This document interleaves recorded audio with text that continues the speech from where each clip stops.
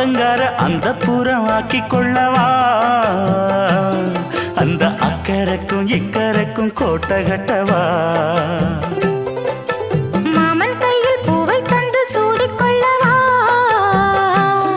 அடி ஆசை என்னும் ஊஞ்சல் கட்டி ஆடிக்கொள்ளவா சொல்லு சொல்லு திட்டம் என்ன சொல்லுவது கஷ்டமா பொத்தி பொத்தி வச்சதென்ன என்னென்னவோ இஷ்டமா